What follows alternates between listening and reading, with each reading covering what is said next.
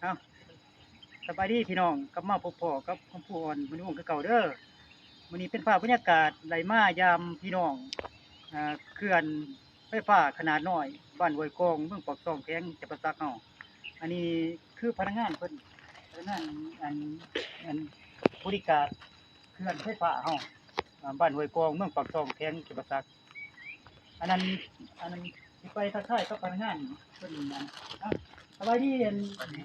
อ่า แล้วว่าอันน่ะอันนี้คือเขื่อนไฟฟ้าขนาดน้อยพี่น้องน้อยตัวนี้น้อยแหละ อันนี้เป็นเขื่อนไฟฟ้า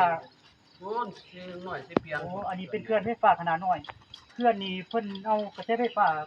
ไปนำใส่อยู่อยู่ใส่เด้ใส่อยู่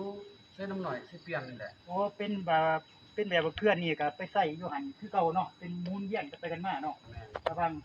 นั่นเขื่อนใหญ่กับเขื่อนน้อยว่าเป็นแบบว่าหมุนไปหมุนมาเนาะระเบาเนาะอ่ะอ่ะ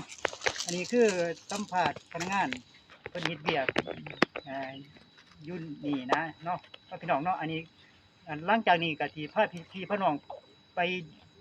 ดินแถวบ่อนเพิ่นเฮ็ดเวียกแถวหน้าเขื่อนหรือว่ากองเขื่อนเนาะโอเคพี่น้องอันนี้คือภาพบรรยากาศอันทางลงเขื่อนเนาะพี่น้องเนาะอันนี้ใจพี่ให้น้องไปเที่ยวทุ่มไปนํกันเนาะเอาให้พี่น้องตามมาเลยพี่น้องอันนี้คือทางลงเขื่อนพี่น้องอันนี้เป็นภาพบรรยากาศลงไปหาหน้าเขื่อนหรือว่ากองเขื่อนพี่น้องเนาะเอาค่อยๆลงไปนํกันเด้อพี่น้องเนาะนำมาเลยพี่น้องนำมาเลยโอ้ยนี่น้ำจ้ะโอเคมาฮอดอันนี้ช่วงบรรยากาศตัวนี้กำลังสิมาฮอดหน้าเขื่อนพี่น้องเอาให้พี่น้องมาคอยชมกันเด้อพี่น้องเด้อโอเค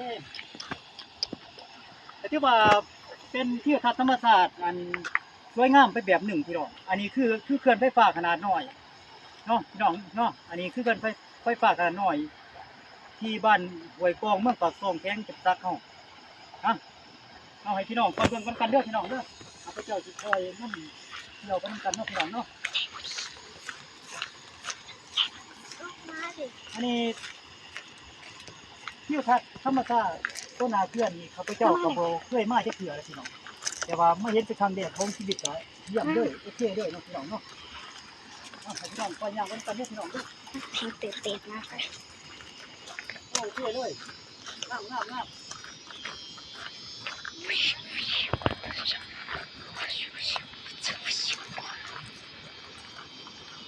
อันนี้แม่นบอลทางลงกองเขื่อนพี่น้องทางลงไปกองเขื่อนเอานะครับที่นี่จะไปยืนอยู่ชุดนั้นพุ่นพี่น้องเห็นอันนี้แม่นบอลทางลงไปกองเขื่อนพี่น้องถ้าว่าพี่น้องผู้ใดอยากลงไปกองเขื่อนก็ต้องลงไปนี่ครับเสือสารเดี๋ยวจักหน่อยสิพาพี่น้องไปเบิ่งภาพบรรยากาศกองเขื่อนกับว่าหน้าเขื่อนเนาะพี่น้องเนาะโอเค